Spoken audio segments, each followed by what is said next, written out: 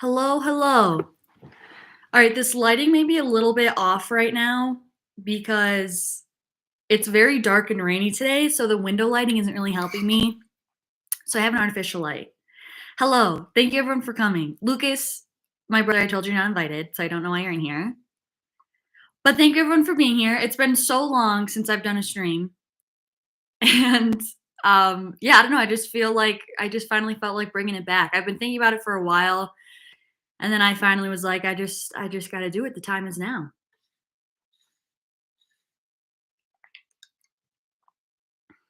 Hello, Victoria. ND, hello. I don't know what your actual name is or if that's just your what you go by. My brother's in here, which I already said he wasn't invited. Hello, Claire. It is crazy though, because today is the first time it's rained and I don't even know how long. And oh, Nolan? Okay, very cool name. Hello, hello. Yeah, I was gonna say remember the oh, okay, I totally disconnect. I know exactly who you are. I know your username. That disconnected a lot for me. Thank you. Okay. Yes, Lucas, I am using your light and it's like super harsh, I feel like. But hi, Lila. Guys, I really recognize in Life with Maria, like I definitely recognize all your guys' usernames. Oh, that I also wanted to put on. Listen, guys, I'm out of practice. I'm supposed to put on background music, which I totally forgot about. Also, this is the first time I'm doing this on my computer. Usually I would stream it on my phone. Copyright free lo-fi music.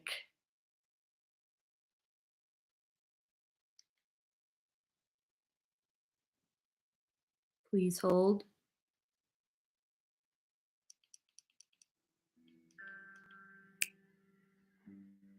We're zenning out. It's like I'm the like I always use this one. You know the person that I'm speaking about. Every time I need copyright free music, I use this one. Lo-fi girl. Happy Saturday, Kelly. Hi, Christina. We are such a cool family. Hi, Eli. Or Ellie. I hate that. That was what I hate when I'm like am unsure of how to pronounce everyone's names. Hi, Ivana. Hi, Elise.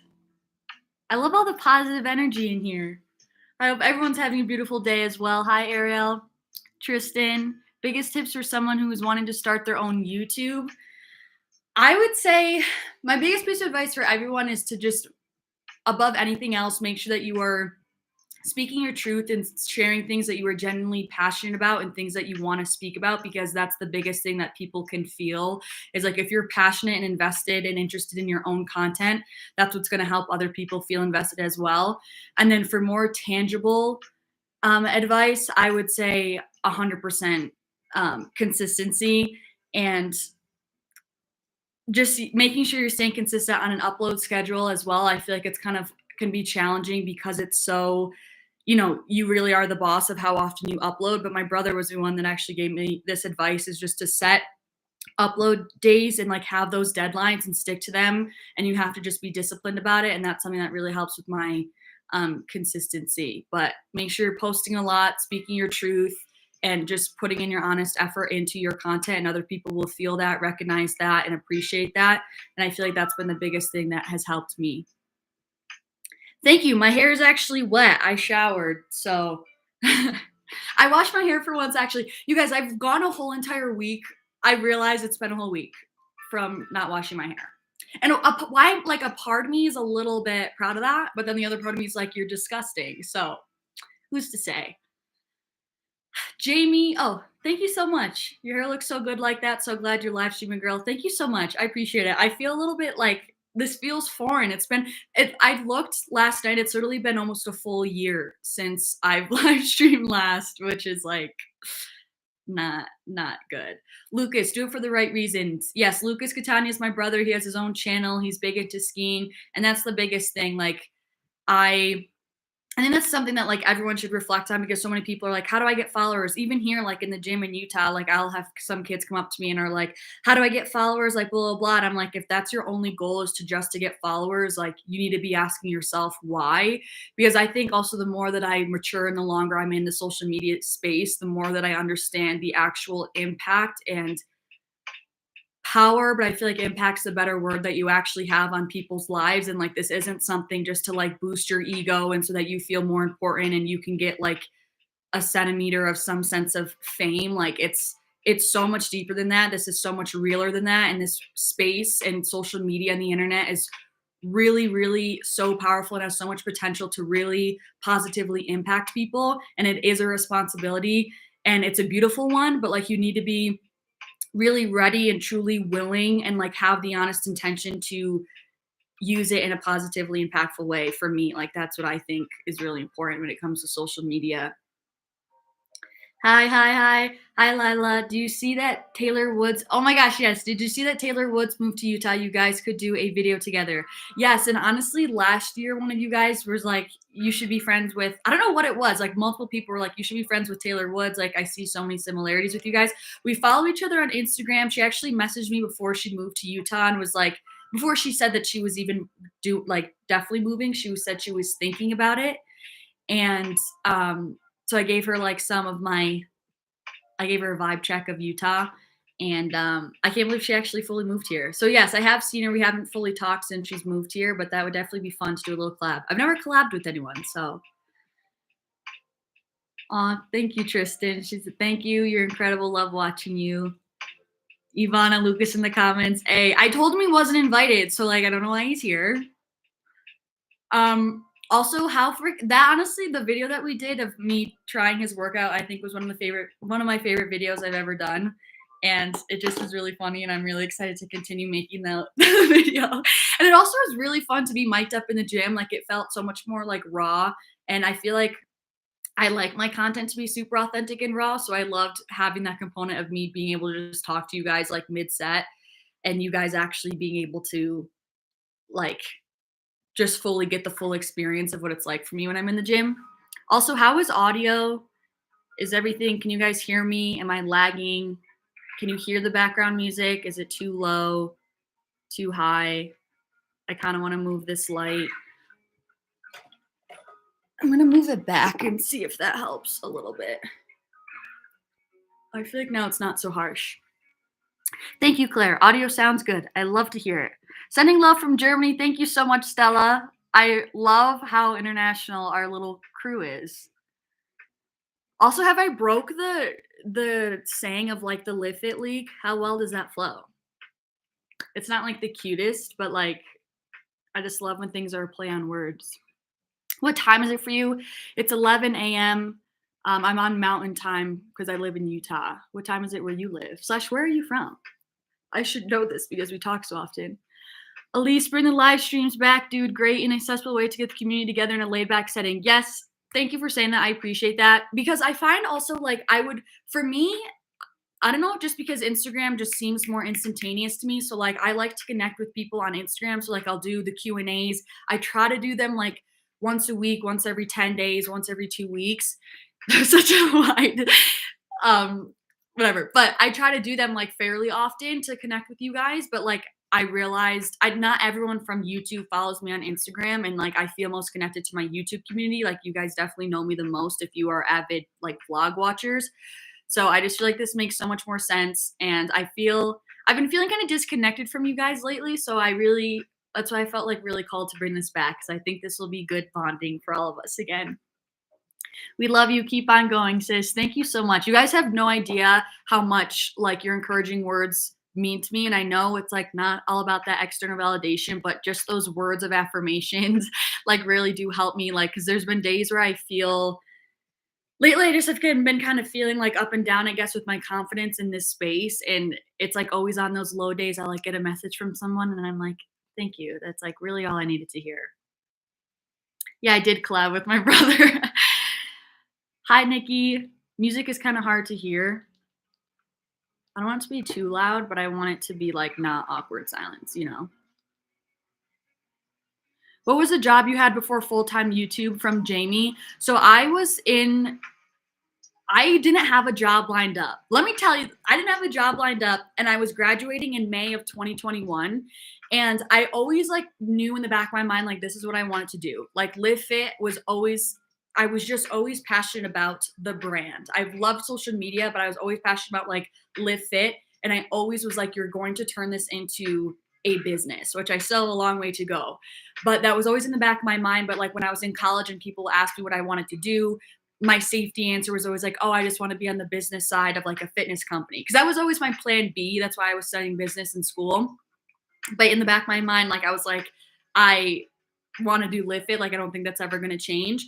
And so once it was like coming time to graduate, and I was like, I just like didn't really have any time left essentially. And I was like, I just declared it. And I was like, you're going to have to get a real 9 to 5 job that you are not passionate about. And it's one thing when you know what your passion is, you know what I mean? And you're just consciously turning the cheek to like go do the safe option. Like I was like, I can't do that. Like after knowing how passionate I am about Live Fit, the thought of me just having to go I started supply chain management. And so my dad will always joke with me of like, if I had to go like count Coke bottles for like, it was just a joke with the supply chain world.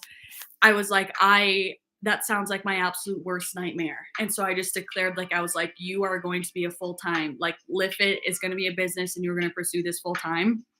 And that was honestly like the switch for me when I kind of like switched the energy that I was acting out of not like, oh, I hope this happens to I'm declaring this to happen. Like this is mine and I want this, was when really I was able to kind of pursue this full time. Didn't fully answer the question, but I didn't have a job lined up at that point in time. Throughout college though, I would personal train on and off and I would babysit. So I didn't have like a conventional, there was one summer that I did have a conventional job at a medical office, but nothing like very like consistent or like official, I should say. There kind of were always like me doing my own thing, making money, except for that one job at that medicine clinic. Oh, another Olivia. 1930 in Sweden. Wanna know what I'm so awful? Like, I hate to admit it, but I still struggle to do the 24-hour clock. I literally the other day had to look up what it was of what the like actual time is in my translation. Hey, from Charleston, South Carolina. Hello, Madison. 7 p.m. in France. You're from France? I love this. Calgary, Canada. Love that. Hi from Georgia. Hello. 7 p.m. in Germany. There's honestly a lot of people from Germany, I feel like. Live streams are low-key, high-key where it's at. My brother goes live every Wednesday. Lucas, this is turning into me just literally repping you. Like, where's my airtime on your videos? When Luke was in my last video, he was like, I want royalty, blah, blah, blah. And I was like, I would return the favor and be in your videos, but like, he says it's off-brand for him to have people in his videos. So I was like, all right, whatever. But like, where's my plug? Julia, 8 p.m. in Finland. Whoa. I honestly don't know anything about Finland. Yeah, Lucas does say it all. Brazil, very cool. I'm from Kansas City. Wow, I love this. 12:09 p.m. Hi, I've been waiting for your affirmation cards, but I can't find them here in France. Any recommendations from you or the community to buy them online?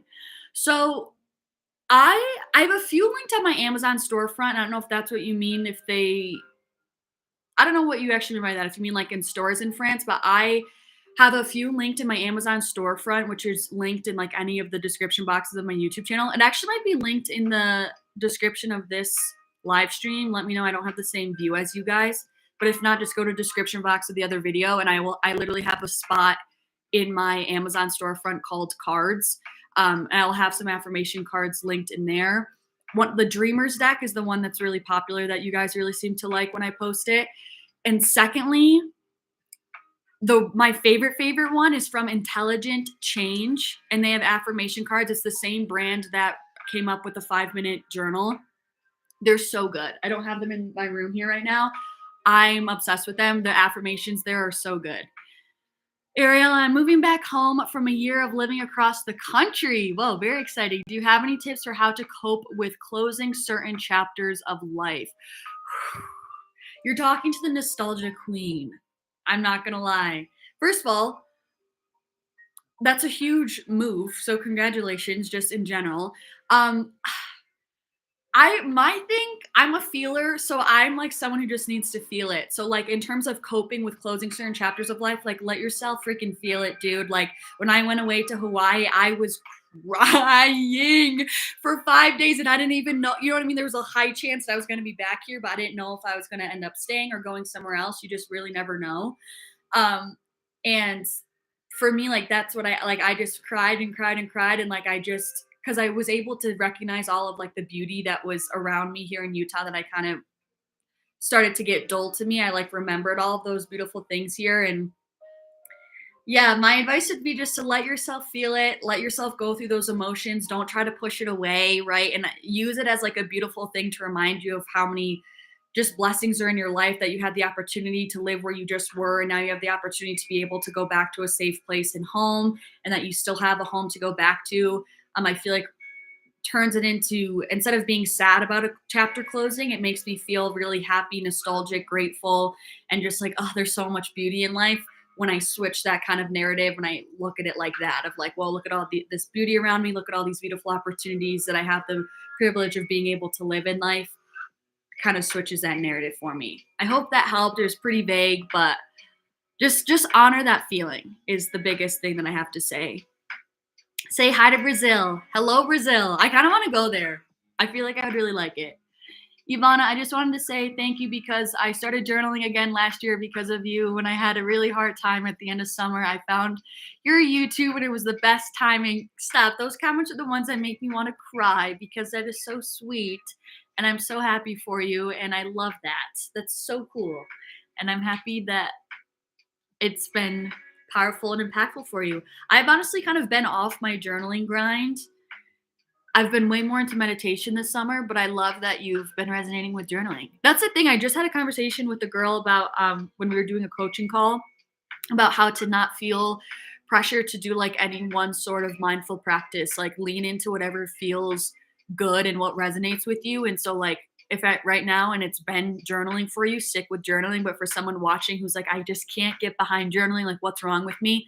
Nothing has to be wrong with you. Try, just give something else a try. Maybe for you, it's writing down affirmations. Maybe it's writing down a gratitude list. Maybe it's saying your affirmations in the mirror that really gets you going. Maybe it's meditation. Maybe it's a guided meditation. Maybe it's breath work. So there's just so many options that give yourself the space to experiment with all of them so you can lean into what feels good, but don't feel pressured to have this like cookie cutter routine of the practices you need to, practice if they don't feel good to you. How would you recommend getting experience as a CPT? I just got certified, but I don't feel ready for clients. Claire, I totally feel this. And that was something that I was really like nervous about as well, because if I'm being fully honest, I think I've said this before in a podcast, like I'm concerned for the people that like barely have any lifting experience and then just go become a CPT and pass the exam and they're like, okay, I'm ready. And I'm not saying that to discourage anyone or discredit anyone, but I'm just saying in the CPT course, like in my opinion, there should have been way more like hands-on factors. Like if, in my opinion, the CPT course was more so about how to handle it in the business end and like building trust with your clients and, some assessments, but like there was very little from what I remember. There was not a ton about like proper form and technique and cues and what I personally think really matters. And I don't know. So I think experience is really important. So I would say continue researching on your own. Do what you can, listen to podcasts. There's a lot of really amazing like educational content creators on the internet, and just continue to lift on your own, experiment. And it sounds weird, but I did this a lot where when I would be lifting and doing certain lifts, I would think to myself, like have the awareness and say like, okay, what am I telling myself right now to get into this certain position? What am I doing right now to feel this exercise the best? Where is my weight? What's my grip placement? How does it feel? Where am I feeling it if I turn my hands this way? That sort of thing, where then it kind of it helped me then be able to explain it to someone else. Because at least for me, sometimes when I'm doing something, sometimes I'm like, I don't know how I do it. I just kind of do it. So taking the time to be more analytical about my lifts and take the time to ask myself questions during my lifts kind of helped me figure out how I would explain how to do certain exercises if I were to, coach someone else. Secondly, see if you have like friends and family as people that you can start with. So don't necessarily feel the need to jump into a serious client. say hey to your friend, I'll train you a few times. You can give me feedback. Ask your sister, ask your brother, ask your mom if they'll, go to the gym with you and they can give you feedback of how constructive your coaching was, XYZ. I started with kind of a peer in college. So it was like super, super cheap per session, but I did about like 10 sessions with her. And I think it was only like 20, $30 for a session with me. And it like was a way to help me build up my confidence that really helped. I feel so drawn to you and similar to your beliefs. I love watching and listening because what you say aligns so well with me. That makes that just makes me feel so warm. That's like my favorite freaking thing when you guys feel like our energies are just aligned. I love that. It just makes me so happy. 2 a.m. in Japan. Shut up. That's crazy. Thank you for being here, but also like get your sleep, dude. I ain't that important. 10 a.m. in California. Love to hear it. Oh, thank you for answering that. I'm from San Diego, California. I feel like you would like it over here. Okay, I went to San Diego and I thought I would like it more than I actually did. And I don't know what it was, but I also feel like it wasn't, the trip itself wasn't very good. Also, the weather wasn't good. It was very like rainy when we went and it was only for like 5 days or like a weekend. So I'm definitely willing to give it another shot, but I also feel like I had high expectations. I don't know. I feel like I need to go back there again. Nikki from Hawaii. Love your podcast. Wishing all the best for you and your brand. Your energy uplifts mine. I love to hear it. And thank you for sending the sunshine because it's not sunny here today for the first time in freaking ages. It's honestly crazy because here it's always sunny like a lot of the time. I keep touching my hair. It's so sunny here, like almost literally every single day. And so when it is rainy, like no one's out. Like I went for a walk this morning. It's like dead. The energy's dead. There's like not a lot of cars on the street. Like it's freaking funny. Dang, I started crying now too. Love me my Pisces emotions. The water signs, baby. I'm a Cancer, so I'm right there with you. Joe the Pro. Why do you believe in crystals and rocks but not in Jesus Christ? Not in a mean way, LOL. Okay, you know what? I should have known that we were getting to some more hot topics here. And honestly, I had gotten some messages in this similar plane a couple weeks ago. It was like 1 week where I got like multiple messages about the same topic because I feel like I have a lot of Christian followers, which kind of rightfully so, just me coming into alignment with just people who are practice faith because I practice faith. And I've never ever once said that I don't believe in Jesus Christ or God. I've actually said a lot in podcasts that I do believe in a higher power. And I was raised, I went to a Catholic school growing up. It was a private Catholic school where we prayed before every single class. I got baptized, First Communion, my confirmation, all the way up. So how old when you get your confirmation? I was like 15, 16. And that was like my own decision. Like I want to get confirmed. Like my siblings never got confirmed. And it's just something as I've gotten older and I've had more time because my parents are still my mom especially is still very Catholic, Christian more so. But just as I've gotten older and I've had time to question things, there's a lot within the church that I don't agree with. And I think that there's a lot of man-made pollution in religion and a lot of contradictory viewpoints. And I don't mean this to trigger anyone. I've never talked down on religion. I've never said that someone shouldn't believe in religion. So I don't want anyone to get triggered, but I have the right to also share my truth. And that's that for me. And crystals, I think crystals are crystals. They're not rocks, but for me, I also very much so more than anything, I believe in the flow of energy and that's science. And so that's why I resonate with crystals. And I think, if there's certain things that I do that don't resonate with you, like you don't ever have to do them. And I try to have that be my message whenever I share anything about spirituality or crystals or cards or anything like that. Like if it doesn't feel good to you, then don't do it. But for me, clearly there's a reason why I have an affinity towards them. And so I'm just going to lean into that. And I truly think everyone has their different beliefs, affinities for a reason. And that's what makes the world go round, is that everyone has different opinions, but we need to still be respectful of everyone else's opinions. Long-winded answer, but I feel very passionate about that one. I just don't like, when I think of religion, I think of a box. And the spirituality to me is all about exploration of self, which is in turn life, and it's everything in and of itself. And that's why I love spirituality, is that there's no there's no box, there's no boundaries, there's no borders. It's so free flowing. And I respect that a lot. I don't know why. Am I getting glitchy? I'm getting glitchy in my own computer. I've been training my sister twice a week for a couple months, and it's really helped me gain confidence and realize how much I really know. Exactly. No, 10,000%. Like, it helped me so much build up my confidence. And it's also, they always say it's like what was that saying in like high school? You really know it when you can teach it, essentially. So, yeah. Do you have an idea of when the stickers will be available? Okay, guys, I'm going to let everyone know I freaking messed up with the stickers. Not really. I felt called to like open up the conversation, but I knew I was going to do this. I ended up like I've reached out to a graphic designer to try to design one for me because I just don't like how didn't like them. Like, I just kept sitting with them and I was like, something about it I just don't like. But then I order them anyways because I was like, I always take so long to get projects done. So I was like, just order them so they're done. But my mom always says haste makes waste. And that's exactly what happened. And I still was like, I just don't like these. And I'm just that person when I create something, I want to be like, I freaking love this. Here, take one. And they just weren't doing it for me. So I reached out to an artist. We're kind of going back and forth. She's doing some revisions for them. So I feel like, honestly, realistically, by the time I get the final design, send it into a sticker manufacturer, get the stickers back, it's probably going to be about a month, hopefully sooner. But she literally just messaged me saying she's doing the revision. So I'm really sorry I teased you guys about it, but I did take your all of your guys' revisions though. I took your feedback into consideration, and it's in the stickers. I've changed the sticker design accordingly. Thank you. I did take out the social media icons because almost every single person said they don't like it. Oh no, my computer isn't charging. Hang on. Why isn't this charging? Okay, I think we're... Please hold.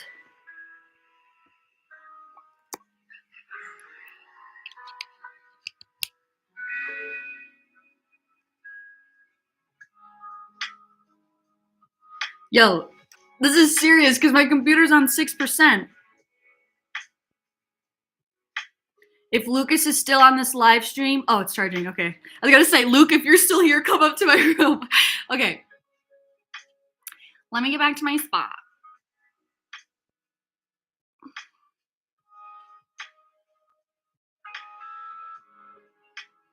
Hi, Ellie. Sorry. OMG, hi. I'm in Switzerland now. I absolutely love you and your content, your personality. You brighten my day. Thank you so much. I really appreciate that a lot. Do you live in Switzerland or are you just visiting? I visited Switzerland and it was such a vibe. Very cool. I want my brother to go because I know he would love it. I'm from Edinburgh, Scotland. Come visit. Dude, I'm going to do a freaking European tour. I have to. Well, you know that since you definitely came from experiences in Hawaii and place to San Diego is crazy different, and the culture in Hawaii is so much more enticing. Hawaii was so magical. Hawaii is very different, even from being like having the experience now of having gone to French Polynesia and like experiencing a different island, because I haven't had a ton of experience with like island life. It like reinforced how special and magical Hawaii is. Greta, yeah, Germany represent, though. I'm from Colorado Springs. You should come here. Very nice. A lot of outdoor to do. Yes, I've been to Colorado quite a few times. My brother actually used to live in Boulder, Colorado, and I drove out there from New York with him. And then I would go visit him a few times. I've never been to specifically Colorado Springs, though. So maybe. I've kind of been feeling a call to, like, I don't know, go somewhere else. And I've been, like, kind of thinking of Colorado, but I'm like, it's still so similar to Utah. Like, would it really change anything? I don't know. Joe the Pro, I was actually Catholic too, and reading Bible made me realize that some Catholic is wrong. I feel like you have to read it on your own because hearing from someone is not doing your research. Yeah, I think that's very true. Also, I really appreciate you answering that asking that question just open-mindedly and like respectfully. Yeah, and I mean, personally, even I struggle to say like there's people like Catholics that are doing it wrong because I just think like that's just so hypocritical to be like everyone has their own truth, but like you're wrong. Like it's just simply my perspective that makes me feel like their philosophy is wrong, hence why I don't accept it. But that doesn't mean that that's the absolute truth, right? That's just my truth. So that's why I'm never like look down on someone who has a different religion. I will say, because I had this question one time in an Instagram Q&A, someone asked like, what religion do I resonate with the most? And it really is hands down Buddhism. I just read a book called Being Peace, and it was about Buddhism practices, and I was like, yo, this is it. Like, I really resonate with this.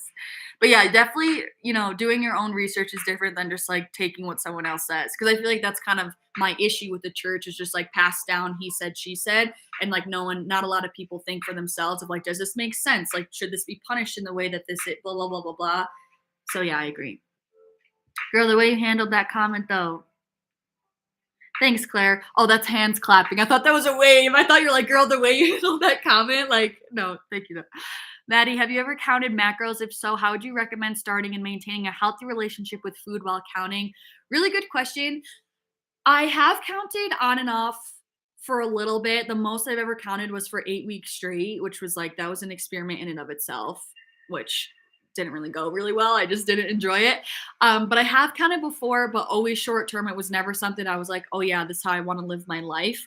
I would recommend starting in the sense of, sorry, sometimes this music distracts me because it's a straight up, why is there a classical violin playing?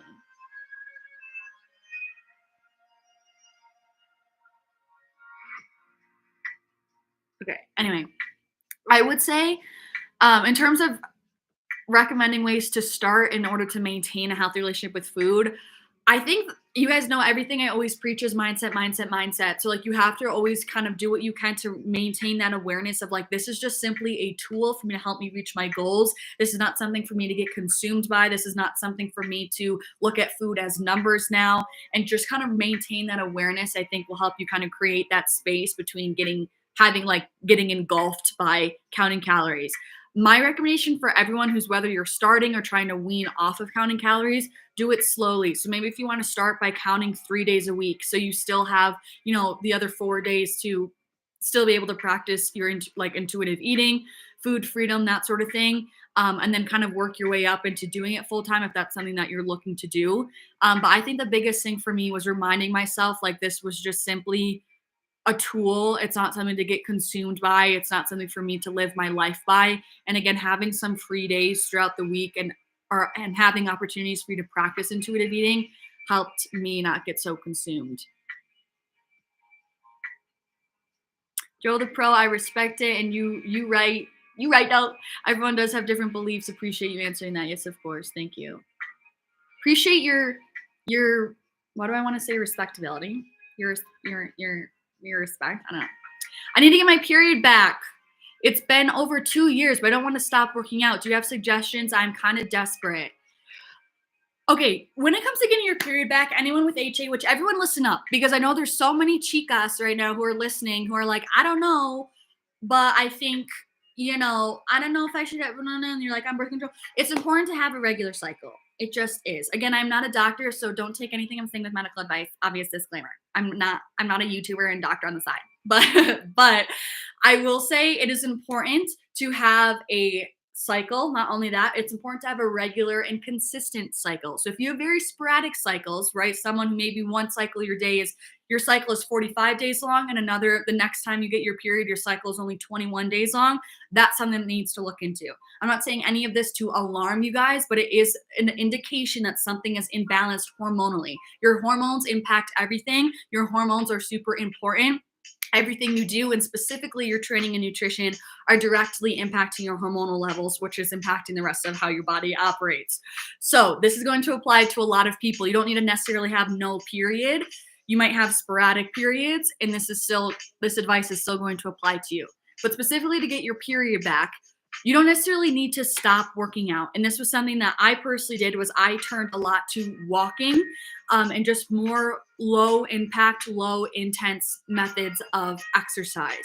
So this means, maybe no, you're not maxing out on your squat every week, and maybe no, you're not lifting as heavy as you can 5 days a week, and maybe no, you're not in a calorie deficit. But it does mean, slowing down a little bit. So going for more walks, maybe doing some Pilates and yoga. You can still get movement in. You're still working out, but it's so much less intense that's not causing your body to get stressed out. Because the biggest underlying issue with the majority, I'm not going to say everyone, but the majority of people who struggle with lost periods or inconsistent periods or missed periods is that their body is in a stressed out state. So anytime you're trying to recover from HA or normalize your cycle and get it more in a normal flow, what you want to look at is you want to be decreasing your cortisol levels, which is your hormonal level, your stress hormones, excuse me. And again, this isn't everyone's case, but for the majority of girls who are struggling with this and who are athletes, it's usually because their cortisol levels are really high. Their body is very stressed out due to training too hard and not fueling their body properly, slash being, nutrient deficient in a few things. So I would say go, you know what I mean? Cut maybe the amount of weight that you're lifting every week, cut those weights in half, cut the volume of your workout in half. Meaning if you're doing 6 exercises, maybe do 3 to 4 exercises with about half the weight. So you still kind of have that mental fulfillment, but it's way less stress on your body. Or if you're feeling comfortable, drop down to maybe only 2 to 3 weight training sessions a week and focus more so on walking, yoga, Pilates, like I said. For me, I was training 6 days a week at the time that I lost my period. And I think I went down to 3 days training a week, I believe. I think I did like 2 light leg days and 1 light upper body day. And then I would walk, but I wasn't trying to hit 10,000 steps a day because I was training 6 days a week and hitting 10K steps. So I just would go for like 30-minute walks, more so just to get some movement, but also to help relax the body, because walking also simultaneously activates our parasympathetic nervous system, which relaxes the body, which is really important.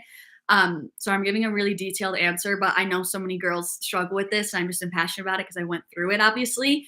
And then also you want to make sure that you're increasing the amount of food that you're eating, right? So usually that's going to have to come from carbs and healthy fats, but specifically starchy carbs. So like I started to eat more rice, more sweet potatoes, like potatoes. I would just increase the portion sizes to what I was already eating. And then if there were, meals that I was just really having vegetables as my carbs, I would add in a starchy carb, whether that being rice or potatoes or things like that.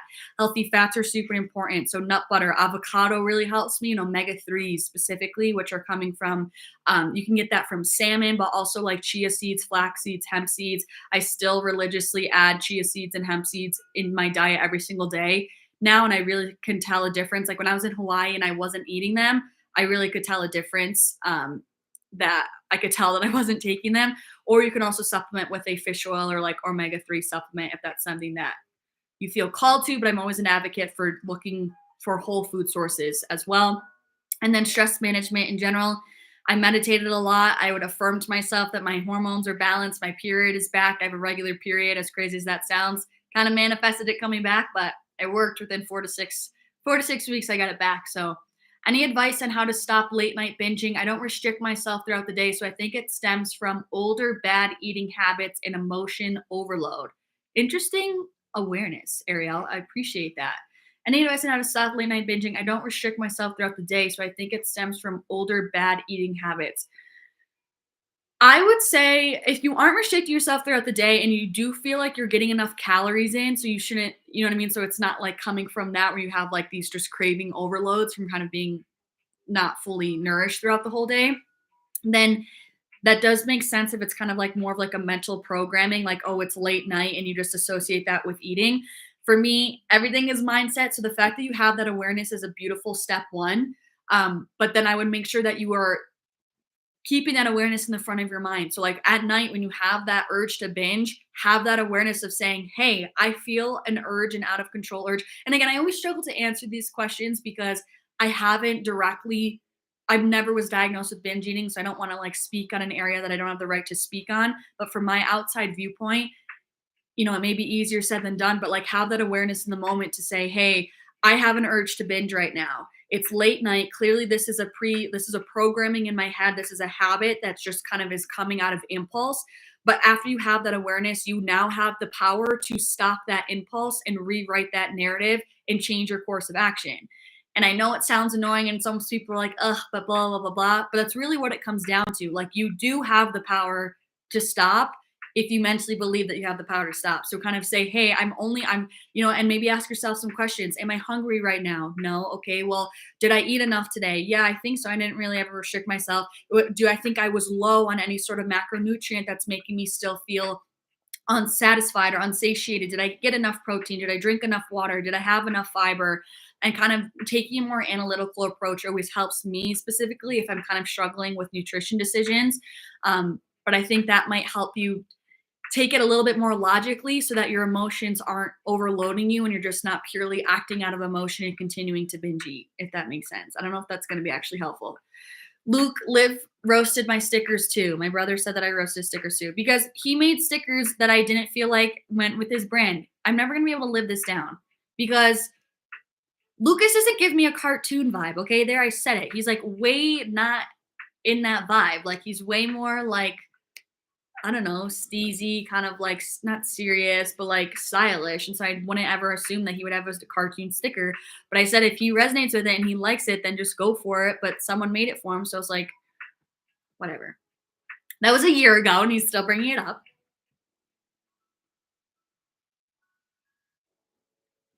Just asking, I'll wait the time it needs. No pressure. Thank you. That was in regards to my sticker delay. I appreciate that.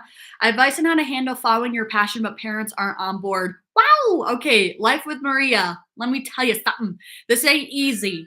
And I know it's not easy. And my heart goes out to you. I would say, listen, I know it's not easy and I don't know what your home life situation is, but you have to follow like whatever you're truly feeling called to do, you got to go do it because this is what happens. Like kids will just listen to their parents. They won't do what they want to do.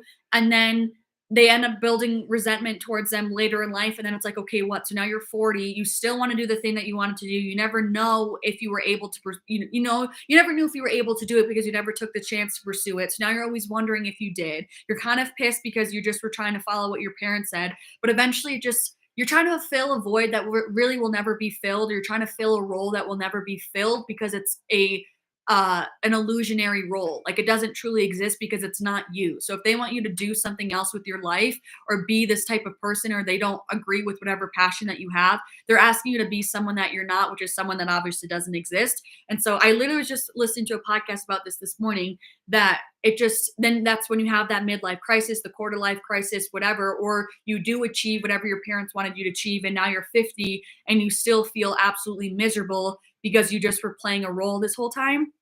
Not to get deep and serious, but it's true. So my advice would be follow your passion. And if they don't understand right now, that is okay. I hope that you guys can still maintain like a still loving and respectful relationship. And one of my friends just now, like he quit his job and literally moved to Puerto Rico, and his mom is like so not on board. His family is like very traditionally Russian. And so he's been having problems with his mom, but like he's still been making efforts to like maintain the relationship while still doing what he feels passionate about. So I would say just freaking go for it. Still try to understand that your parents just want your best interest in mind and are trying to protect you. And they're only acting from what they know, which is their own, subconscious programming from childhood. And understand that they just want the best for you at the end of the day, and just hope that in time they will learn to see your side. When I first started, my dad did not understand what I was doing.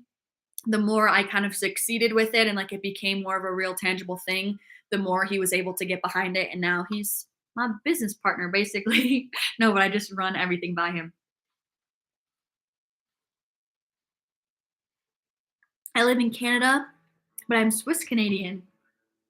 Wait, I live in Switzerland, but I'm Swiss Canadian. That's so cool. We went to Colorado. Oh, okay, I did go to Colorado Springs. Thanks, Luke. You are going to Colorado? Okay, Luke's driving all the way to Colorado from Utah to go to opening day at Arapahoe Basin. I think you said it was a basin. Good luck, Luke. Colorado Springs is really magical. It's built over a cave system, and there's lots of stairs and bridges and pathways and cliffs. It's beautiful. Oh, what a lovely description, Lila. Thank you. I guess I did go there, according to Lucas. I went with him. I remember that. How to start a TikTok. Everyone says I need to make one, but I'm only on Insta. But I have no clue about how TikTok algorithm, etc., how it works. The beautiful thing with TikTok is like it kind of just doesn't matter. Like there's no really what way to like start. You just like will start posting videos, and that's the beauty of it. It's like people are constantly posting videos, so there's way less pressure to make one really good video than like an Instagram post. Feels to me there's just so much more pressure to like make it perfect. So same thing with like my advice for YouTube, make content that you feel passionate about. And I would say diversify your content in the sense of like do some trends, some videos where you're speaking to the camera, some educational ones, and see what does well with your audience. But also like having that strategy is very beneficial because the trends are usually what's landing on people's. I just saw 4444 on the timer, but those trends are usually what land on people's For You pages. But like people knowing your personality is what's going to make them want to stay and want to follow you. And that's where those you talking to the camera actually goes a long way. Do you like to live in Asia for a while? There are so many beautiful and affordable places here. I've never felt called to like live there, but I do want to go to Thailand. Like, isn't it still considered Asia? I really been wanting to go to Thailand, which allegedly is like a very safe place to travel as a solo female, which I didn't really, wasn't expecting that, but I definitely really want to go to Thailand. Also, the Philippines seem gorgeous. Joe the Pro, yeah, honestly, my girlfriend, I wish I could see when you guys sent these in because I don't know like how old these are. Yeah, LOL. Honestly, my girlfriend and I are Christian. Her dad is a pastor, and they have taught me a lot. She actually loves your Hawaii vlogs, and she's also a YouTuber with over 1.5 million subs. LOL, she loves your Hawaii vlogs. Aw, thank you. Wait, who is she? I wonder if I know her, if she's that big. / what does she do? What YouTube videos does she create? That's so interesting, though, that you are very tied to, like, if her dad's a pastor, that's crazy. So would you still do you identify as Christian then right now? I'd assume so, maybe. Hi from Indonesia. Hello, I really want to freaking go to Bali soon. Do you still keep doing yoga? I've been doing more so Pilates. I would say since coming back from, I was really good before I went to French Polynesia. The past couple of weeks since being home, I haven't done yoga, but I've done Pilates. But I've been definitely more, it's amazing to me how quickly the body adapts.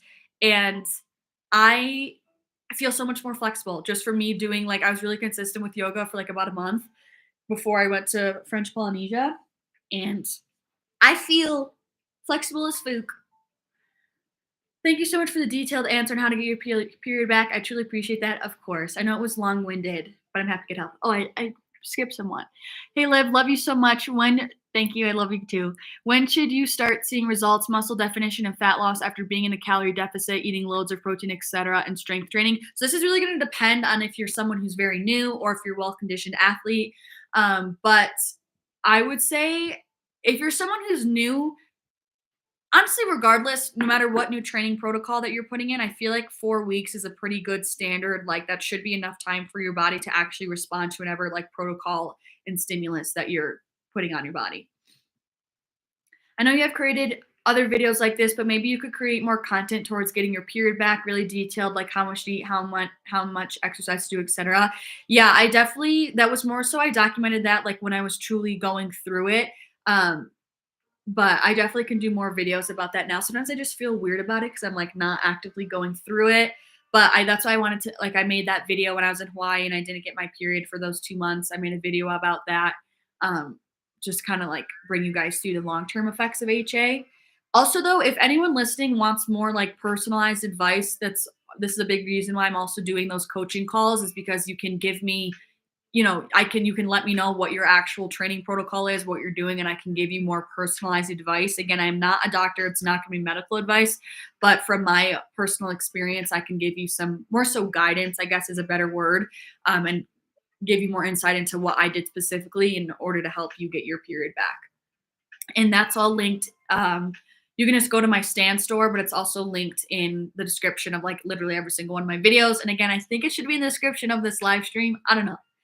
I put it in there, but I have a different view than you guys do. So Leslie, she said, agreed. I quit my job and it took my mom a few years to understand that I'm following my true passions now. Now she's much more supportive, mixed with concern. Yes, exactly. Like, and I think also once your parents truly see you happy, like they will understand. I think it just takes time. You know what I mean? Because they're acting from fear. If they're like, no, don't do this, they're just acting from fear. So once you kind of are able to break through that and they're able to break through that, I think they will genuinely be happy for you. Chris, just joined. I've missed the lives. OMG, so happy to see this. Yay, thank you for being here. I'm happy you're here. Georgia. I live. It's Georgia. We met in Hawaii. Yes, guys, this is the craziest story ever. I don't even. She sent me a message like when I had first gotten to Hawaii that she would like to meet me. Blah blah blah. And then, long story short, I ended up seeing like a message from her literally like the day before she was leaving island, or like a couple days before she was leaving island, and it just so happened to work out that we were like both in Waikiki at the same time, that we were able to meet up. It was a very like uni moment, and she had wrote down in her notebook that her goal was to meet me or one of her goals was to meet me, and I was like, bro, that is some sort of manifestation right there, which I thought was crazy. Lila said, I might be going to Thailand with my partner's family this spring. That's amazing. I'm very happy for you. It looks so freaking beautiful. Have the best time. When you do Pilates, do you watch a workout video, or do you just have a routine you know? Would you be open to film a Pilates session? I've thought about this. Right now, no, I only am watching workout videos. I really like Move with Nicole, but I also recently got the Lululemon Studio mirror, and because it was actually for like a business thing, and I loved it. Like, and so I've been doing Pilates on there as well, and it's so fun. But yeah, I'm always doing a Pilates video just because I don't know enough Pilates exercises yet to like construct my own Pilates session. But I will say there's an opportunity, like I can become like Pilates certified, which I've thought about, but I'm still so new to Pilates. So, but I think like maybe in a few years I'll do that, because really like I really like being diversified. I just like being a diversified human being, hence why I have so many different facets to Live Fit. But I also really like having a way to move my body that doesn't involve like heavy weights, because I know just as I get older, the more I do this, I'm like, I want different exercise outlets. And so I think I would really enjoy being educated in like being a Pilates instructor. So that's something that I might want to do, moving forward. But I don't feel comfortable to film a Pilates session right now. A, because I'm not making up my own workouts, and B, because I don't know enough about it yet, but maybe in the future. Thank you for your response. I appreciate it. Thank you, Maria. From Indonesia. I love that. I'm jealous of you. I really want to go. I came by to drop a like, but I can't stay. Oh, hi, Liv. Thank you so much. I appreciate it. I also recognize your username. Thank you for dropping by and liking. It goes a long way, you guys. Everyone liked this live stream, just because it helps my channel and helps these live streams reach more people. So if you've been enjoying it so far, click the little button. Georgia said it was such a cool, magical experience. I hope we get to meet again one day. If the uni's still doing its thing, I bet you we will meet again, because that was so serendipitous. Hi, Liv. Love your videos. I probably increased your week of workout views up 50%. I go to sleep listening to them. I actually have a workout program now, 7 to 30 pound weights beginner. Wait, like to me, that's so interesting to hear, like in a good way, but like, why you want to fall asleep to my voice when I'm like, and so then when you do an RDL, like, to each their own, but I'm happy that you can fall asleep to them. Someone also said one time they were like really struggling with insomnia, and they would like listen to my podcast to fall asleep. I'm like, I don't feel like I have a relaxing voice at all, but I'm happy to hear that. But I love that you've been loving the week of workouts, and they're actually great for you to still be able to, like, I'm happy you're still able to adjust it to a beginner. I love that. Next time I do a week of workout, actually this coming week, see, this is the benefits you get from coming to a live stream. You get insider info. This week I'm going to be filming a week of workouts video. So, and I think if Luke, are you still in here? Probably not. But I'm going to see if I can use, because the mics that we used when him and I did our workout video were his mics. So I'm going to see if I can use one of his mics again and film real time, like as I'm doing the exercises, give you guys, well, not mid set, but I'm going to try to give you guys the cues of how to do each exercise while I'm in the gym, as opposed to me doing the voiceover. I'm going to see if that's going to work. I hope it's going to work. I feel like it's going to make the editing process a lot quicker, but it's going to make the recording process a lot longer. And I'm nervous it's going to make the video longer, but not if I can keep it concise. Georgia, that was really kind. She said, also, just so everyone knows, Liv is just as genuine and sweet in person as she is in her videos. Thank you, Georgia. That was really kind. I think that's my favorite thing when someone says that. Also, which I don't think anyone knows this, but Rachel, my Hawaiian soul sister that I met when I was in Hawaii, I went, to go visit her in French Polynesia. She knew me from YouTube, and that was like that's like how she met, was that she like watched me, and that's how we, long story short, ended up connecting in one way or another. And that's what she said. She was like, "You are the exact same as you are like in your videos," and it just is like, that always just really means a lot to me, because I don't ever want to not be me, especially at the result of social media. So, Liv, thanks for introducing us to OxyShred, best pre-workout ever. Thank you for saying that. No jitters. It's awesome. Also, you're our favorite YouTuber. You create such great content. Thank you so much. That was so sweet and really just made me so happy. Thank you. I love OxyShred so much. That's what I'm saying. I'm so sensitive to normal pre-workouts, and OxyShred is just so subtle in the best way possible, while also generally helping your workout. And my dad literally will even take it too. So I love, and my brother will drink the energy drinks. I love it. So I'm so happy you love it too. Code LiveFit10 if you want to support a sister. Hi, Liv. Just wanted to say that I love your content and your vibe. Your energy is so beautiful. Love from Portugal. Thank you so much. I really want to go to Portugal. I'm going to go freaking soon. Thank you so much for your love. Thank you so much for your support. Thank you so much for feeling my energy. My favorite content. Whoa, my favorite compliment. You guys know the TikTok trend that's like, oh, a compliment doesn't really stick out to me. I've literally been wanting to make that. I'm probably going to do it today. And I've been wanting to make that TikTok, and I want my compliment to be, I love your energy, because that's my favorite compliment ever. Faith, hi Liv, I love your videos. How often should someone switch up their workout split? I love switching it up, but I don't know if I could be doing it too often. Thank you so much for the love. So I think this really depends on what your goal is and what your workout split looks like to begin with. But if you're looking for a very structured cookie cutter, you're doing a normal program by the textbook, I would say, earliest, you should at least be following the same program for 4 to 6 weeks. But you can switch it up as late as like 8 upward to 12 weeks to stick with I should say up to 16 weeks that you could stay with the program. But I think minimum, you shouldn't be switching it up more than every 4 to 6 weeks at the very minimum. However, if you're looking for someone who's just like maintaining, like for me, someone who's been lifting for a long time, my workouts are always different every single time that I work out, but I'm sticking with similar movement patterns, and I'm just doing different variations. So like, I'm still going to do a squat, but it's going to be, maybe it's not a back squat that day. It's going to be a hack squat, or it's going to be a goblet squat or a sumo squat. I'm going to do a hip thrust, but maybe if it's going to be myo rep hip thrust, or 1 1/2 hip thrust, or hip thrust with a hold. They're different variations of similar exercises. So the workouts themselves are a little bit different to keep me interested and invested, but they're still the similar movement patterns to help me still maintain my muscle mass. I feel like that's a common thing though, because people think you need to follow the same workout every single time. And I honestly, even when I first started lifting, and I still would switch up my workouts often. But again, I was always doing the same movement patterns to allow me to still progress.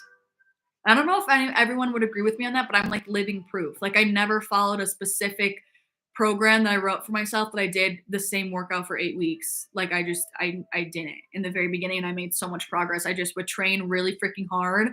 I would train to failure when I could, and I would stick with, same basic movements of like a leg press, squat, of hip thrust, Bulgarian split squats, RDLs, and I would make sure that they were continuously in my routine. But I kind of think that's a refreshing viewpoint to have, because I feel like it's almost intimidating for people, or it gets boring to feel like you have to do the same workout and exercise every single time. Is it beneficial? Yes. It also has the perk of you being able to really master the form, but don't feel like it's like end all be all. You have to do it, Could you possibly give suggestions and videos, or a separate video for those who don't have access to a gym? Yes, I get asked this question all the time for like at-home workouts. I just don't have a good space here in our house to, actually, I guess I could do it. Okay, I know where I could do it now, but I don't work out at home really ever. So I feel the content I make is very authentic. It's like, this is what I do myself, so I'm making it into a video. Not to say that I can't construct an at-home workout, but that's why it just doesn't feel natural to me to like make a video. Because it's not like I'm working out from home and I'm just not filming it. I just don't ever work out from home, but I can come up with stuff. And I also want to do like dumbbell only, like that previous upper body workout that just so happened to be dumbbell only. Like I want to do that again and for like a leg session. Do you recommend getting the mirror or are there just as beneficial on classes on YouTube? Um, it's definitely different than classes on YouTube. If I were you, I'm gonna be fully honest, like the mirror I got sent for free. So if I'm being fully honest, like I wouldn't pay for the mirror because you also need to buy a membership just again simply for me because I'm someone who works more so out at the gym. But if you're someone who works out from home, maybe you would see that it's beneficial. That's still very different from YouTube though, because you get more of like that one-on-one feel with your instructor. I like that you can kind of create a whole profile and track your workouts. There's also live classes and you can see like your classmates at the bottom of the screen. So it feels a lot more interactive and it's a lot more inviting if you're someone who works out from home a lot and you kind of feel lonely from doing that. I think the mirror is definitely more intimate and it's more engaging. Like it's just more of an engaged experience. So for me, I wouldn't buy it. Like I would just totally be fine on YouTube. But if you're an avid person who works out from home, you might really enjoy the mirror. Because also there's so many different classes. Like there's dance classes. So I've been doing the dance classes and like being able to follow along with the instructor and then like you see yourself in the mirror. I really genuinely really enjoy it. And I was super impressed with the app of how well it works. So I think I'm just in a different place in my life. Like I think if I was older and like I said, maybe had kids and worked out from home, I would 100% invest in the mirror. But me being like a young 23-year-old who likes to go to the gym, I personally wouldn't spend that much on it. But it's still a very good product, 10,000%. Never had the chance yet, but I bet she's a genuine soul. Thank you. I feel like we're gonna meet though because I just feel like we're gonna meet. Nelly, hi Liv, love your content. Thank you so much. Hello, thank you for being here. Kelsey, hi. How you doing? Hi, Liv. Would you ever visit Puerto Rico? Funny you say that because my friend Dennis is in Puerto Rico and he's been trying to get me to visit. So maybe, but I just recently told him not yet. So maybe when it feels right, I will. I'm honestly down to go pretty much everywhere for the most part. So glad you're bringing lives back. Thank you, Kelsey. Me too. Also, I think I'm going to get a streaming service because I can also use it. I just did research yesterday. I could also use it to do remote podcast interviews, aka guests on the podcast. I've been feeling really called to bring guests on the podcast, you guys. I want to say what are your thoughts, but I know a lot of you guys have been wanting me to bring guests on. But I want to start with kind of like I'm still wanting to start with people who are in my circle that I'm like comfortable with because I'm gonna be honest, I'm a little bit nervous to like interview like big people. Not even like that they're like big time famous people, but just like I don't know, like older professionals. I'm like, I don't know. And I don't have a lot of experience with interviewing. So like I think I'm gonna bring my sister Natalie on because she's a dietitian. And I have some of my friends, even my friend Dennis is wicked spiritual. He's such an interesting person. So I kind of want to bring him on. So I might do like a couple people that, you know, are more for me to practice interviewing and then bring on some like more professionals in the space. But I really want to open up the podcast to more because all the podcasts I listen to are all about like I'm always listening to like naturopathic doctors and like I really want to bring the podcast into more of the space of like the mind body connection.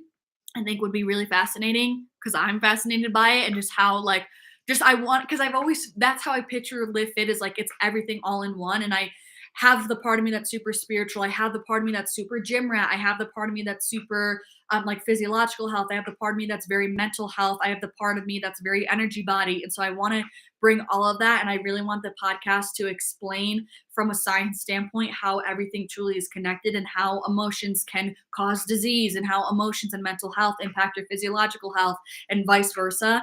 And so that's why I really want to bring guests that kind of align with that message and are more credentialed than I am to like speak on it. And also like about hormonal health, all of that stuff. Kelsey said she's very happy to make it. I'm happy that you could make it too. How long does it take for you to edit a vlog versus a week of workouts? A week of workouts video literally is 45 minutes long. It's a short film. So that will take me days. Not so long. I can get it done with like in about 2 to 3 days. If I will, whenever I sit down to make a week of workouts video, I will write down a to-do list and I chunk it into pieces. So first I'll go through and do all my raw cuts. I'll color the clips and then I will then I'll kind of will just go through and I'll do the voiceovers for each day. Then I'll cut down the voiceover. Then I go through and do like all the fun edits with like the, the skipping when I zoom in on my face and put the text. I'll put the text on the um, workout video. Then I'll make the intro and the transitions. Then I kind of smosh it down all together so it's all running through. Then at the very end is when I do like the background music and things like that. And then the thumbnail. A vlog will take me about anywhere from like 6 to 8 hours. Vlogs take me so long compared to the video that I just posted, which if you didn't see it, because I posted at a weird time, go check it out. I walk you guys through it's another like how to choose your workout exercises. And I finally did one to how to construct your own functional full body day, like how I went about designing my functional full body circuit. But that one took me like literally only like 2 hours because it just was so, I don't know, it's so much quicker. But the vlogs will take me anywhere from, I should say 5 to 8 hours, depending on how long it is. One more question, but what are your thoughts on vulnerability in a romantic relationship? I love talking about love. I'm just going to say it because, I don't know, I just really like love.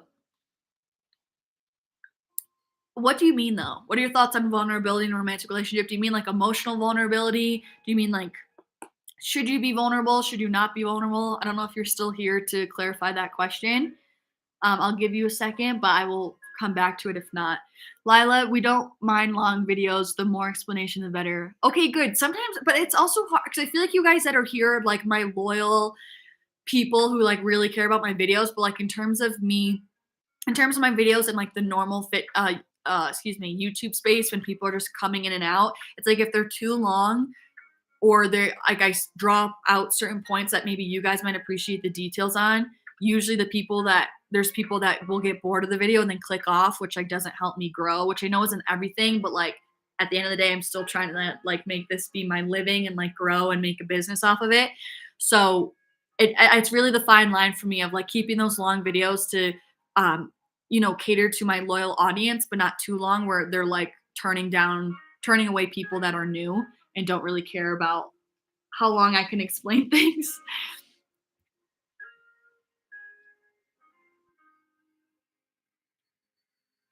Liv, you've been such an encouraging aspect of my life these days. I listen to your podcast episodes all the time when I'm beep bopping around campus all by myself. I love that you're beep bopping around campus, even if you're alone. Thank you, Jennifer. That was really sweet. And I'm really happy that the podcast can be encouraging for you. How do you organize your week around your job? I need to get more organized with it, but usually it's kind of like where my upload days are, and then I work backwards from that. So like theoretically, when I'm on my shit and I'm posting on YouTube every Tuesday and Friday, those are kind of like my blocks through the week, and then I work backwards. Same thing with my podcast on Monday. So I try to like organize everything. Like, so theoretically, if I'm posting on Tuesday a video, I will try to film on Wednesday to be editing it between like Thursday and Friday morning. And then, cause if it's usually my videos are filmed throughout the duration of a whole entire day. So it's like usually all of Wednesday is me filming it. And then Thursday is me like editing it. Honestly, then I'm usually finishing it up Friday morning, posting it. And then again, I will try to film throughout the weekend, or usually I'm filming Monday, try to start editing it Monday night, finishing it Tuesday morning, getting it up Tuesday afternoon, that sort of thing. I'm usually always recording a podcast on the weekend. That's kind of my weekend job. So I'll either do that. I'll try to record it Saturday and then edit it Sunday, but I usually will end up just recording it and editing it all on Sunday. So it kind of just depends like that. And then it just really depends on what my brand deals are at that point in time. And yeah, so that's why my schedule is always changing, because it depends on what work I have to do. Like I just did an integration, and like it depends on when it's due, when the deadline is, when I need to get it to the brand for approval. So sometimes like that trumps whatever else I have to do, because it's like on an actual timeline. Oh, Joe the Pro said, I don't know if you didn't see the comment, but my girlfriend's name is Sarah Grace on YouTube. Okay, I'm going to look her up. Sarah Grace. Thank you. Chris, I asked the uni for some signs and I have been getting so many. I think I should go for it. I love your fitness content, but I really resonate with your spiritual stuff too. I love that so much. That's so cool. I love stories though about like just getting synchronistic signs. It always makes me excited. I say you should go for it. I also saw something online that was like, if you're looking for a sign, that is the sign in and of itself that you need. If you're asking for a sign, like that means that you want to do it. So you should go for it. Whatever it is you wanted to go for, go for it. Do you have any more trips coming up? I actually am thinking of going to Richmond, Virginia, November 11th, that weekend, plus or minus 2 days, to see 3 of my high school friends that I haven't seen in a really long time, and one of my friends lives there. So I would do that just for the weekend. Rachel's trying to get me to go back to Hawaii already in December just for like, 10 days. Because also the people people from Tahiti that we were with are going to be in Hawaii then too. So she wants me to be there. So I might go to Hawaii, but nothing is actually like booked yet. And then obviously the retreat that's happening next summer in Costa Rica that I'm hosting, which there's still spot left. There's still spots left. I think I always forget the second line of dates. It's June 18th to June 24th, I believe. And I'm hosting a week-long retreat in Costa Rica where we're going to be adventuring, climbing waterfalls, going to volcanoes, kayaking, snorkeling, so many good things, going to an organic farm. And then I'm also hosting 3 workshops where we're going to do a group workout. And we're going to be talking about mindfulness and journaling and gratitude and meditation and affirmations and cards. So if that sounds interesting, that's also linked in the description box of my videos. And I'm thinking of staying I'm going to like set up shop in Costa Rica for a few months, I think, like I did in Hawaii next year. Would you be open to sharing your goals for 2023? Girl, I don't know if I'm there yet. There's still how many months left of 2022. But I actually do have a few goals, and one of them is, which I say this every single time, but I really think I want to dip into a workout app or PDF style guide, which let me know if you guys have a preference. Do people even still utilize workout PDFs anymore? Would that still be a thing if I wrote a workout plan in the format of a PDF? I don't know. Why am I struggling to make that make sense? You know what I'm trying to say? Or do people only use workout apps now? Let me know. I work out from home with dumbbells and barbell. I get such anxiety when thinking of joining a gym. Any tips? I think it's so valid, and don't think that you can't like make progress at home. You definitely can. But I think with the whole like gym anxiety thing, it's like so many people are focusing on their own selves. And like I just feel this way about any sort of like anything in general, because I feel like this is also the same. You're arguing the same thing if you're someone who's like, I want to post on Instagram, but I don't want people to judge me when I'm taking photos, or vice versa. It's like you can't let someone else's hypothetical thought change your tangible course of action. I've said that multiple times. Like you can't let the hypothetical thought of someone potentially judging you in the gym, you're really going to have them stop you from pursuing the gym and like living your life. Like that's something that just makes no sense to me. And I don't know if that's kind of like the fighter in me that's like, I'm not going to just submit to some random stranger and like allow them to derail my life. Like that is the very nature of like step into your power and take your power back. When you're not doing something out of fear or anxiety of like what someone else's thoughts or judgments are, it's like you are wholeheartedly handing over the power to them and making them be in control and having you alter your course of action, which for me, that like makes me want to gag. Like I hate that. So like for me, that's why I say freaking send it. Like if you want to go in the gym, go to the freaking gym. Don't let someone else like take you out of the game. That sort of thing. But also like people in the gym are always so worried about themselves anyways. Like it's not, I think people make it out to be something way bigger in your head. But also like for you to get warmed up, like in the gym space, get your dumbbells and like go to a corner of the gym. I feel like that's a super common piece of advice where you can kind of work up your confidence without feeling like you're in the center of attention. I think that also really helps. I love your channel. Thank you for being so honest and upfront about the mirror. Of course. Thank you so much. Hi, Liv. Hello, hello. I love how you have so many different interests and parts of you / not sticking to one personality or set of beliefs. Thank you, Georgia. I really appreciate that. Sometimes, especially in the social media space, you're like constantly taught to like niche down and like stay in one lane. And like, I do think it's better for growth and like for the algorithm, but like we're not one-sided human beings. And like I hate that's one thing I don't like about social media is that usually when people get themselves in a box of fitness, their community makes them stay in that box of fitness. And it's like I want to set this tone now, set the boundary now that like I am a free-flowing being in real life, which means I could be a free-flowing, multifaceted being on the internet as well. So I think it's finding that balance, but yes, I think it's important for us to lean into all the different things that we like and not identify and put ourselves in a box, you know? Do you ever get made fun of for living a healthy lifestyle? No. I honestly never did, but I should say to my face, I still feel like because I started Live Fit way back in high school, and I'm like, looking back now, it's like you were ballsy, Olivia, because I went through a small freaking school, and looking back now, I'm like, so many people had to have been making fun of me when no one ever said anything to my face, obviously. But yeah, no, I never got made fun of for living a healthy lifestyle, but I think it was always kind of a part of who I was. Like even in high school, I was, I was always into sports. My family was very a healthy family. And so, ever since I like could make the conscious decision, like I was exercising, like 15 years old, 14 years old, we had a little home gym. And so I would like start to go downstairs and do like abs with my dad. And then like by the time I was like 15, I would go for runs and then do abs. Like that was my workout for the day. Cause I was in like lacrosse, which was a sport that had a lot of running in it.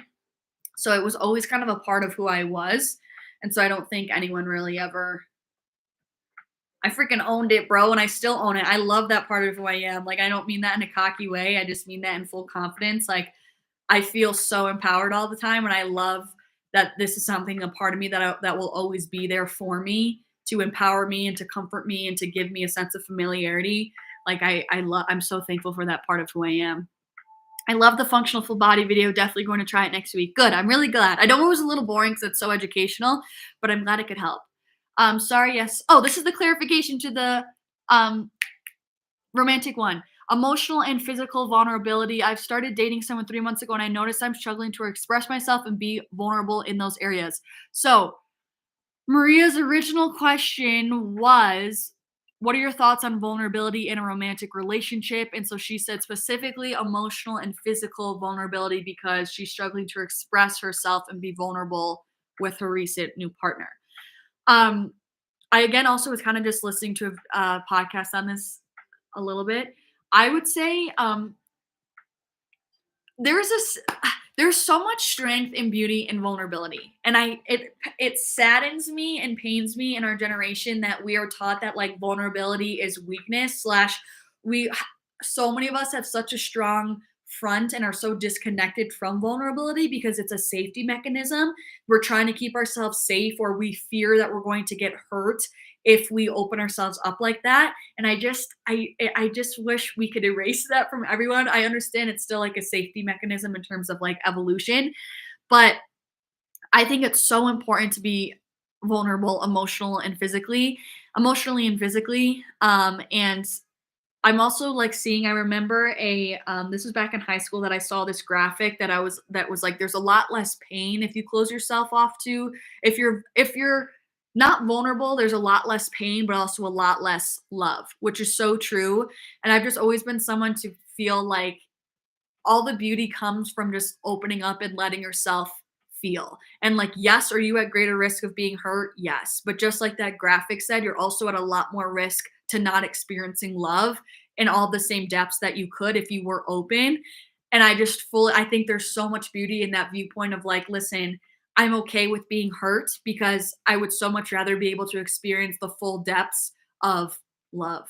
It's like, I just don't agree with that way of thinking with like anything in life. Like even with people who are really into like, crazy extreme sports. So many people are like, why would you do that? You're at such a greater risk of death. But for my opinion, I'm always like, but why would you, like, if that's something that you truly want to do and like that's what, like, why would you not do that? Because now you're not experiencing life to the full capacity that you could. I know that's like a little bit off topic, but you can totally argue that same thing. So I think there's so much courage in being vulnerable, but in such a beautiful way. And I know it's not always easy, but like you just got to let your guard down and like understand that you're going to be okay if you get hurt.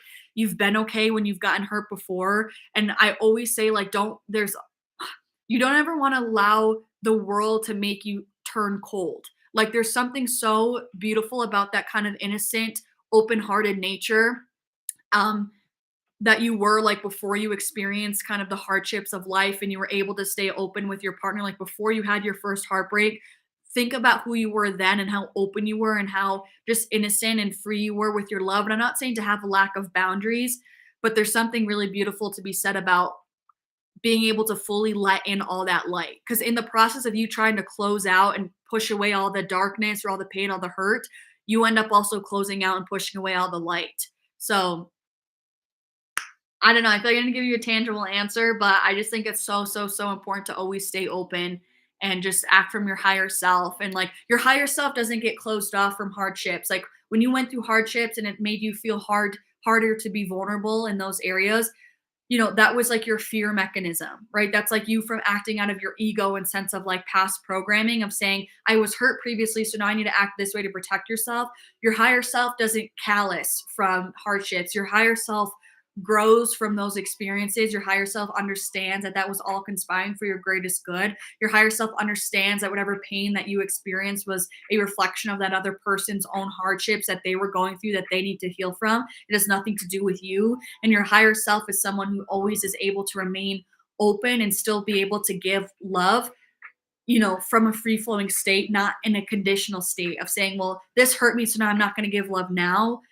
I think your higher self is someone who continuously is able to open up their heart because she's also able to continuously pour into herself and, I don't know, act from a more collective emotional state. Do you think you'll host a retreat again after the Costa Rica one this summer? Yes, as long as you guys are interested. Like, this is what I'm saying. This is a team partnership. If you guys are willing to come to the retreats, I can host retreats wherever the hell you guys want them to. But it's if you know what I mean? I can't host the retreats if no one shows up. I want to host retreats all over the world. I want to do one in Europe. I want to do one in Bali. But I need you guys to be on board to like want to come in order for me to fulfill my end of the duties. What do you do when you don't know what to do with the signs that the uni is giving you? I don't know, Chris. For me, like I feel this way with angel numbers. Sometimes I'm getting a bunch of angel numbers and I'm like, I don't know what this is meaning, like, et cetera, et cetera.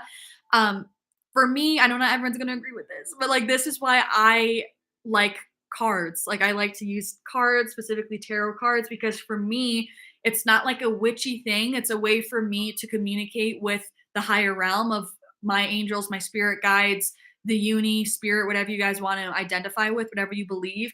It kind of allows me to practice my intuition with also some more so like tangible signs in front of me.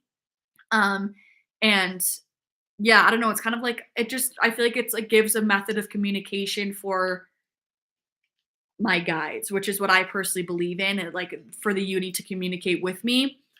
Or I try to just tap into my intuition, like without needing the cards. And I think you will know what the signs are. Oh, this is actually good advice. If you find this is what my advice would be. I digress. If you, next time you get a sign, whether it's angel numbers or something says something to you, take the time to think about what the context that it is in. So for example, if you're getting shown 222 all the time, think about what you were just thinking about once you saw 222. Think about what you were just talking about with someone when you saw 222 afterwards. That's usually how you know what it's for. So like, for example, if you were thinking about, should I leave my job? And 5 minutes later, a truck with 222 huge on the side of the truck passes you, that usually means that it has, something to do with your job that you're wanting to leave. That sort of thing, I think usually helps me. I'm a developer. I could help. Do you mean with my stickers? Or with what? Or with the retreat? Allie said a PDF. Lila said an app. Allie said maybe both app and a PDF. That's what I feel like. I think I want to start with the PDF because I don't want to share yet, but I want to do something else with an app. So I think I should start with the PDF. But I just didn't know if people would even be using those anymore.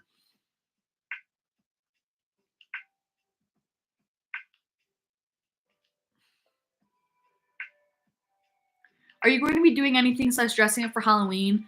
I don't have any plans right now. So honestly, probably not. I don't have a costume lined up either. That sounds depressing. But it's true. But I also feel like I don't know. Here, people usually just go to the bars, and like not a lot of people have like an all-out costume, but we'll see. Do you have any current physique goals? Honestly, no, not right now, Georgia, because I mean, I've mentioned this that I'm not like I'm a little bit heavier than normal right now. I'm a few pounds heavier, and I've been open that I'm not like super comfortable with my physique right now, but I also don't really feel a need to like shred down because I think that was something mentally in my head that I felt like I just felt like the leaner the better. And I find myself the most comfortable when I'm leaner. I find it easier to practice self love. So I've been kind of liking this season that I'm in the sense of the challenge of like, I always preach about self love, right? And I really preached about it this past year, but I was always pretty confident in my physique. So I've been liking the challenge to still like wholeheartedly practice self-love and like not be mean to myself even in like a slightly larger body than normal has been, I don't know, like a good exercise for me. I feel like I'm developing character and like deepening my relationship with myself in another way. So I'm kind of liking this. I'm like okay with where I am right now.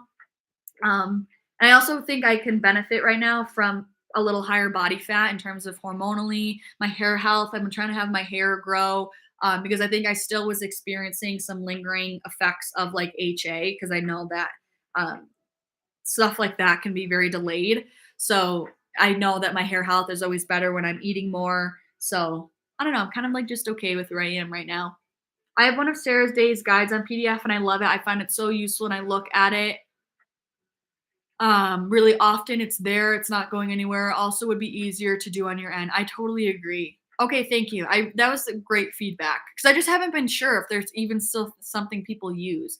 I think with today's technology, an app may be better if you have the support to create it. You can customize it for people to track their progress, save their fave workouts, etc. I don't know if that makes sense. No, I agree with you. She also said, but yes, still love PDFs. Just depends on what you're going for. I think I just need to start with the PDFs. Also, just intuitively, I know that. Like, I'm just going to start with the PDF because I also think I know myself and I don't want it to be so long of me dealing with an app, like fiddling with an app. I know it's going to take a long time. So I think I could do the PDF and then be working on the app behind the scenes. Thanks for the gym anxiety answer. That is great thinking. I'm new to the weightlifting world. Used to do so much cardio. 3 years ago, I got diagnosed with an autoimmune disease. I'm just saying if that. So my body doesn't produce any cortisol. What? But I refuse to feel like a victim, so content like yours really motivates me. I've never heard anything like that. That's so fascinating. I honestly want to look into that. Your body doesn't produce any cortisol? I wonder how that affects everything else. 44 people in here, 44 likes. Sorry. I'm so big into numerology. Anyways, okay. Um, that's amazing. That's crazy. First of all, I'm happy that answer helped you. Second of all, happy for you for getting into the gym. And third of all, I love that you're not playing victim and don't identify with your disease. Like, freaking go you, because that's step one. Have you ever been to Canada? If not, would you like to? I've never been to Canada and I would like to go. I really want to go to like British Columbia and Banff and Alberta. Canada seems beautiful. Lucas says it's like one of his favorite places he's ever been. So well said. Thanks so much, Liv.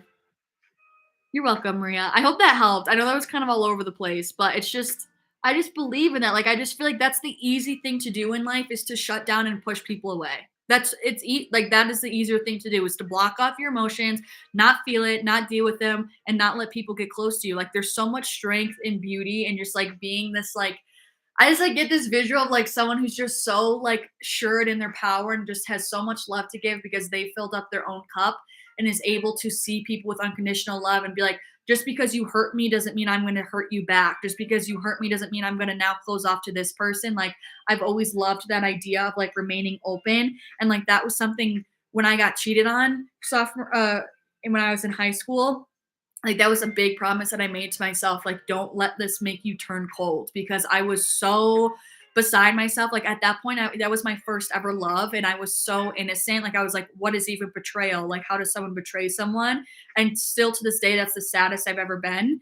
And I just vividly remember, like, you cannot make make you turn cold. Like, this does not mean that you close people off. This does not mean that you don't trust people anymore, because that means that he won, essentially. And I don't mean to turn it in a, competition way, but I just mean in the sense of handing over your power again. You know what I mean? Like now you handed over your power to him because of the way he treated you, now making you alter your course of action. Like, no. You design how you run your life. You design how you treat people. You know, you set the tone how other people treat you. And you are the dictator to decide the depth of life that you were able to experience by how deep you are willing to go within yourself and how deep you're willing to give yourself to others. And I just think it's really, really true. As soon as you started talking about 222, I looked at the clock and it was 222. Katie, what sign are you needing, dude? No, I'm kidding. Okay, yes, a PDF. Noted. Can we get a ring tour, please? From Allie. Hi from North Carolina. Hello, Angelica. What a gorgeous name. I can definitely do a ring tour. This lighting is like kind of atrocious. I'm really sorry, you guys. So all of my rings are from all different parts. Like they're usually for my travels. I don't get them from any specific area, which I know isn't what anyone wants to hear. But this is a this is a monstera leaf. It's like a plant. I got this when I was in Hawaii. It was handmade from an artist. I love when my jewelry is handmade. This was also from Hawaii, but this is from on the North Shore from a crystal shop. This is rose quartz, which is the stone all about love, which I have right here with me. Speaking of crystals. And I just loved the little, like, I love the circular nature of it. I want the rings to not look super uniform. So I felt like this space could use a circle ring, and so that's why I liked that one. This is a wave from Pura Vida. All my rings are all sterling silver, by the way. That's the move because they don't tarnish. This is Pura Vida. You could get this online, which they also just came out with tarot rings, you guys. And like there's one for the sun. I really almost might get it, and I might, substitute this one because this one gets caught on everything. You see that? Gets caught on my hair, it gets caught on my shirts, and that's like rule number 1 because I never take my rings off. They got to be wearable. And I knew when I bought this it was going to get caught on things. I knew it, but I panicked because I was at the girls booth for so long, so I was like, I have to buy something now.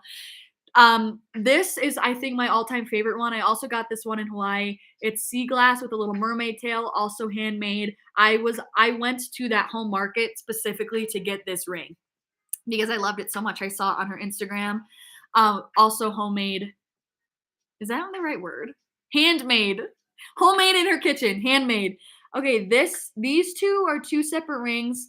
They're both handmade from Colorado when I went to Telluride with some of my high school friends, the same people that I would see when I went to Virginia in a couple weeks. And it's a little set of mountains, which I like because of Utah. And then this ring says Sea Forever, which is a very famous ski run in Telluride where I got this. However, I just felt like it stood for more, so I really enjoyed it. This one is actually I got from an antique show, and it's a flower ring, and it's like one big wrap ring, which I love. Like it kind of parts there. I love it. Antique shows really have really good rings. I'm going to be honest. You want to go to handmade art? Handmade artists, antique shows, like craft shows. They always have the best places, the best rings. And then this I got in New Zealand. It's a butterfly. It's my favorite ring ever. I could talk about a whole story because in case it's not clear, butterflies are like my branding, but it's not just because they're trendy now. Like this was back in 2017 when butterflies are my spirit animal. So that's why I use butterflies with my branding and why I have butterflies like everywhere. So yeah, I love that ring. Got that in New Zealand. This I got in New York, Colorado. And then this last, it's just a plain band I got in LA. But yeah. And this one was actually from my ex-boyfriend, to be fully honest. But I don't ever wear it. I'm not someone who believes like if you guys end that throw everything away. I don't know. And we're still like cordial, we're still friends, and I like the ring. I like water. So okay, these are gonna be my last few and then I'm going to go. Thank you for the advice about the signs. I've been debating about dropping my Calculus 2 class and I keep getting these signs, but I don't know if it's for me to stay or drop. Honestly, I feel that way. I feel the same way. When I ask for a sign and I'm like, okay, but does this mean to do it or to not do it? Like, I don't know if this is deterring me from doing it or telling me to do it, so I understand. But yes, this 1.5 hours flew by. What are you going to eat for lunch? I know it actually did go by fast. And I said I was only going to go for an hour, but I always do this stuff. I don't know what I'm going to eat because I ate all my tuna. Oh, maybe I'll go get lunch. I actually might see what my mom's doing because I've been wanting to go out to get food. which I wanted to get sushi last night, and just so happened my brother went with his girlfriend to go get sushi, and I was like, where was my invite? He used to invite me, and now I'm like, okay, fine. She officially took first place. No, I'm kidding. But I was like, bro, what the fook? So I might go get food because I'm just in the mood to, I've been in the mood to do that. But you guys, lately I've been making, I think I'm gonna make a TikTok of it, like a guacamole, protein guacamole, which essentially I just mix tuna. What else is new? Hummus, half an avocado, mix her up, kind of like a guac vibe, but like majority tuna. And I've been dipping Siete Hint of Lime chips. So divine. Hi, Carmen. Might be off topic, but I bought oxygen cotton candy flavor and it just was way too sweet for me. What flavors do you recommend? I feel the same way, Mary. I didn't like it hasn't been in my top. It's not in my top oxy shred flavors. I've said that from the beginning. I didn't, yeah, love it. My top flavors for the ones that have caffeine, passion fruit is my all-time favorite. It kind of tastes like a fruit roll-up to me. No one has said that to me, but that's how I feel like it tastes, and I love it. Or the mango one is really good just because I like mango.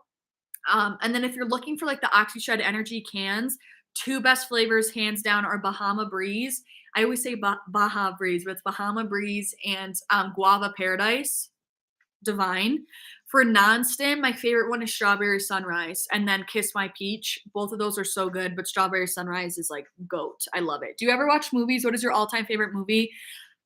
I don't watch movies or TV a lot. I just don't. I get way too emotionally invested in it, and it's not very good. Like I will, like if there's something remotely sad, like I get sad. If something's scary, I get super scared. If I think I'm too like I will feel whatever the emotion the character's feeling, and it's like not healthy for me because then I'll be like, you know what I mean, way too altered. So that's why I don't watch a lot of TV or movies. I really will only watch YouTube videos.